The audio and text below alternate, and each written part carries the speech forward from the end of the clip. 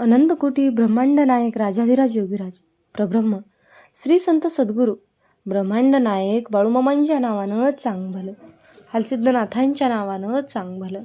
नमस्कार प्रेमळ भक्तांनो, तुम्हा सर्वांचे पुन्हा एकदा खूप खूप मनापासून स्वागत आहे. भक्तांनो, आजच्या नवीन आणि सुंदर अशा संदेशाला सुरुवात करण्याआधी मी माझ्या ब्रह्मांडाचरणी नतमस्तक होऊन आजच्या सादरीकरणाला सुरुवात करते.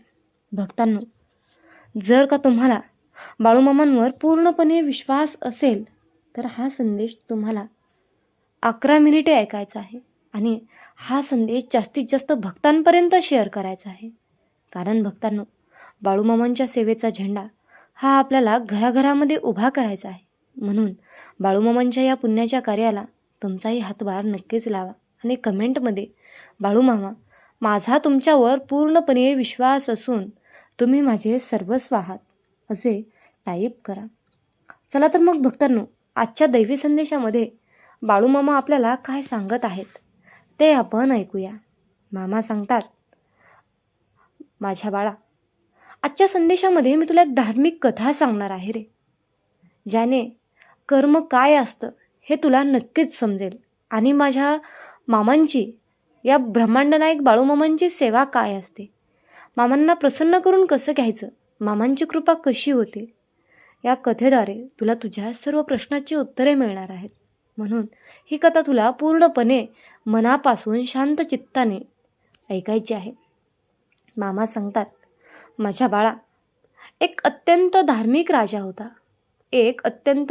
राजा होता. तो न्याय आणि देवभक्त होता.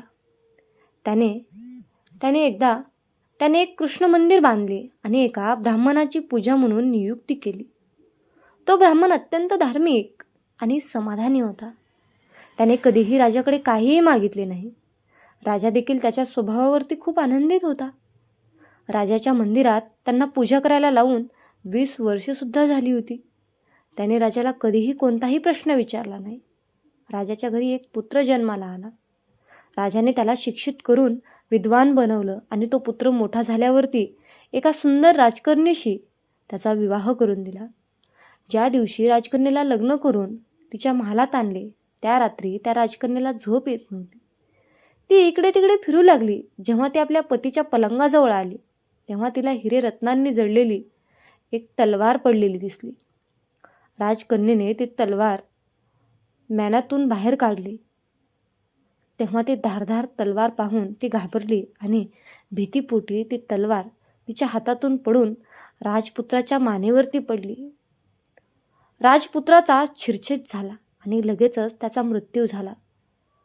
पतीच्या मृत्यूमुळे राजकन्येला खूप वाईट वाटू लागलं. तिने देवाला प्रार्थना केली, हे परमेश्वरा, माझ्याकडून हे पाप अचानकपणे कसे घडले? माझा नवरा माझ्याच हाताने मृत्यू पावला. तुम्हाला हे आधीच माहीत आहे का? पण मी हे सत्य कोणाला सांगणार नाही, कारण यामुळे माझ्या आईवडिलांची आणि माझी सासरची देखील बदनामी होईल आणि कोणीही त्यावर ती विश्वास ठेवणार नाही. सकाळी जेव्हा पुजारी विहिरीवरती अंघोळीसाठी आला तेव्हा राजकन्या त्याला पाहून आरडाओरडा करू लागली. म्हणाली, माझ्या पतीला कोणीतरी मारले आहे. तेथे लोक जमा झाले आणि राजा पण काहीच वेळात आला. राजाने विचारले, राजपुत्राला कोणी मारले? ती म्हणू लागली, मला माहीत नाही कोण होता, पण त्याला मी कृष्णाच्या मंदिरात जाताना पाहिलं होतं. लगेचच राजासह सर्वजण कृष्णाच्या मंदिरात आले. तेव्हा त्यांनी ब्राह्मणाला पूजा करताना पाहिले. त्यांनी पुजाऱ्याला धरले आणि विचारले, तू राजकुमाराला का मारलीस? तेव्हा ब्राह्मण म्हणाला, मी राजकुमाराला मारले नाही. मी राजकुमाराला का मारेन? मी त्याचा राजवाडा कधीच पाहिलेला नाही. यात देव साक्षी आहे. न बघता एखाद्याच्या गुन्ह्यासाठी दुसऱ्याला दोष देणं योग्य नाही. पण ब्राह्मणाचा मात्र कोणीच ऐकत नव्हतं. एक जण म्हणत होता, कोणी दुसरं, पण हा ब्राह्मण निर्दोष आहे असे राजाला पुन्हा पुन्हा वाटायचे. पण अनेकांच्या सांगण्यावर राजा ब्राह्मणाला म्हणाला, मी तुला फाशीची शिक्षा देत नाही, तर ज्या हातानं तू माझ्या मुलाला तलवारीने मारले, मी तुझा तो हात कापण्याचा आदेश देतो. असे बोलून राजाने ब्राह्मणाचा हात कापला. यावरती ब्राह्मण खूप दुःखी झाला आणि राजाला अधर्मी समजून देश सोडून गेला. तेथे त्याने शोध सुरू केला की त्याला एखाद्या महान विद्वान ज्योतिषी सापडला तर त्याला कोणताही गुन्हा न करता हात कापण्याचे कारण विचारावे. खूप शोध घेतल्यानंतर ते त्याला कोणीतरी सांगितले की काशीत एक विद्वान ज्योतिषी राहतो. त्यानंतर तो त्या विद्वान ज्योतिषीच्या घरी पोहोचला. तो ज्योतिषी कुठेतरी बाहेर गेलेला होता. त्याने त्याच्या पत्नीला विचारले, आई, तुमचे पती ज्योतिषी महाराज कुठे गेले आहे? तेव्हा त्या स्त्रीने तोंडातून अयोग्य असाय शिवीगाळ सुरू केली. तेव्हा ऐकून तो ब्राह्मण आश्चर्यचकित झाला आणि मनात म्हणू लागला की मी हात कापण्याचं कारण विचारायला आलो होतो, पण आता मी प्रथम त्यांची अवस्था विचारेल. इच्छित ज्योतिषी आले. घरात प्रवेश करतात. बायकोने अनेक वाईट शब्द बोलून त्यांचा अपमान केला, पण ज्योतिषी मात्र गप्प राहिले आणि बायकोला एकही शब्द बोलले नाहीत. त्यानंतर ते आपल्या गादीवर जाऊन बसले. ब्राह्मणाला पाहून ज्योतिषी त्याला म्हणाले, ब्राह्मण देवा, तू इथे जे विचारण्यासाठी आलेला आहेस ते विचार. तेव्हा तो ब्राह्मण म्हणाला, मला अगोदर तुम्हाला प्रश्न विचारायचा आहे. तुमची बायको तिच्या जिभेने तुमचा एवढा अनादर का करते, जो कुणाला सहन होत नाही, आणि तुम्ही मात्र गप्प मुकाट्याने सहन करता? याचं कारण काय आहे? तेव्हा चेहऱ्यावरती शांतपणे स्मितहास्य करत ते विद्वान ज्योतिषी म्हणाले, ब्राह्मण देवा, ती माझी बायको नाही, ते माझे कर्म आहे. कसे काय? असे ब्राह्मणाने त्याला विचारले. तेव्हा ज्योतिषी सांगू लागला, जगात तुम्ही ज्याला कुणाला भेटता, म्हणजेच तुमचा भाऊ, मुलगा, शिष्य, पिता, गुरु, नातेवाईक, ते कुणीही असो, ते सर्व तुमचं कर्म आहे. ही माझी बायको नाही, हे माझं कर्म आहे आणि ते भोगल्याशिवाय मला पर्याय नाही. कोणतीही शुभ किंवा अशुभ कृत्य केली तर ती भोगावीच लागतात. कर्माचा अनुभव न घेता कितीही वर्ष निघून गेली तरी ते टाळता येत नाही. म्हणूनच मी माझ्या कर्माचा आनंदाने आनंद घेत आहे आणि माझ्या पत्नीला शिक्षा देखील करत नाही, जेणेकरून मला भविष्यात या कर्माचा परिणाम भोगावे लागू नयेत. तेव्हा आश्चर्य व्यक्त करत त्या ब्राह्मणाने ज्योतिषला विचारले, ज्योतिष महाराज, तुमचे असे कोणते कर्म होते? ज्योतिषी सांगू लागले, माझ्या मागील जन्मी मी कावळा होतो आणि माझी पत्नी गाढव होती. तिच्या पाठीवरती एक फोड आला होता. त्या फोडाच्या दुखण्याने ती खूप दुःखी झाली होती आणि अशक्तही झालेली होती.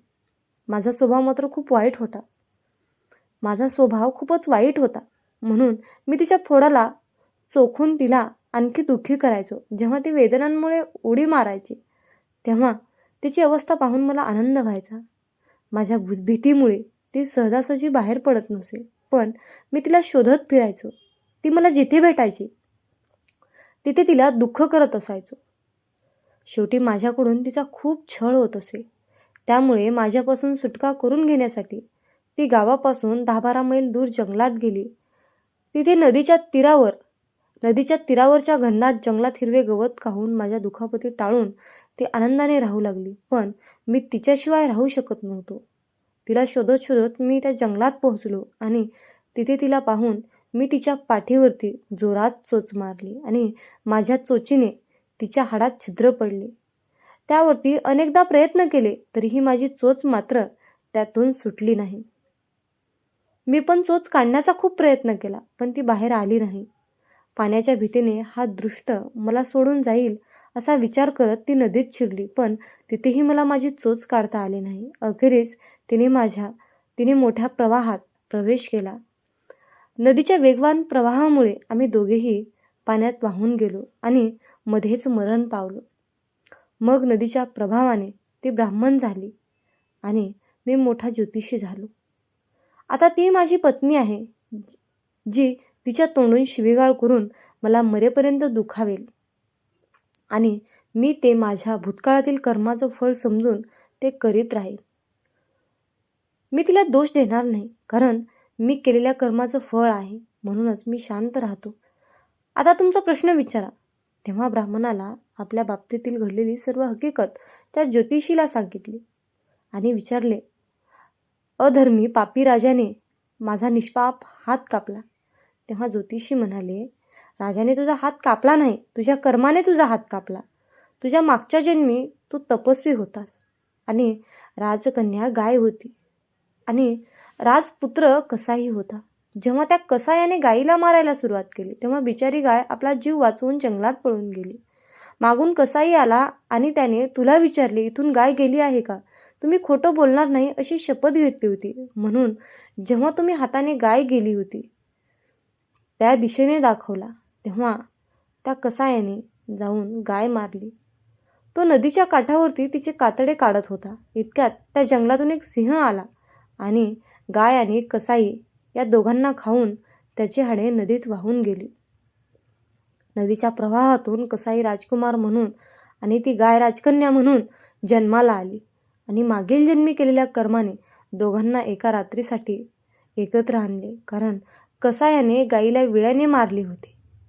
त्यामुळे राजकन्येचे डोके कापले गेले आणि अनावधानाने राजकन्येच्या हातून तलवार पडल्याने त्याचा मृत्यू झाला. अशा प्रकारे कर्माने निकाल दिल्यानंतर संन्यास घेतला. हाताच्या इशाऱ्याने तुम्ही जे कृत्य केले होते त्या पापामुळे तुमचा हात कापला गेला. ही तुमचीच चूक आहे आणि इतर कोणाचीही नाही. तुमचे मन तयार करा आणि आनंदाने जगा. कर्माच्या फळाचा भोग कुणालाही सुटत नाही. ज्ञानाच्या जोडीने जीवनात कितीही सोपे कर्माचे तत्त्व जर आपण स्वीकारले आणि जाणले तर भूतकाळात केलेल्या वाईट कर्माचे फळ भोगूनही आपण दुःखी होणार नाही, तर आपल्या मनाची क्षमता राखण्यात यशस्वी होऊ. भगवान श्रीकृष्ण सन्मत्वाच्या या प्रथम समत्व योग्य म्हणून संबोधित करतात, ज्यामध्ये मनुष्य दृढ स्थान प्राप्त केल्यानंतर कर्माच्या बंधनातून मुक्त होतो. म्हणूनच म्हणतात कर्माची फळं ही भोगावीच लागतात, मग ते चांगली असो किंवा वाईट कर्म असो.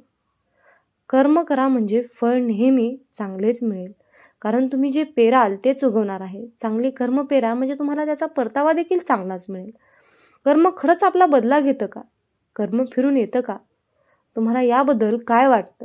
तुमचं मत काय आहे हे कमेंटमध्ये तुमची सहमती, तुमचं मत हे नक्की दर्शवा. आणि ही कथा तुम्हाला कशी वाटली कमेंट करून नक्की मला सांगा.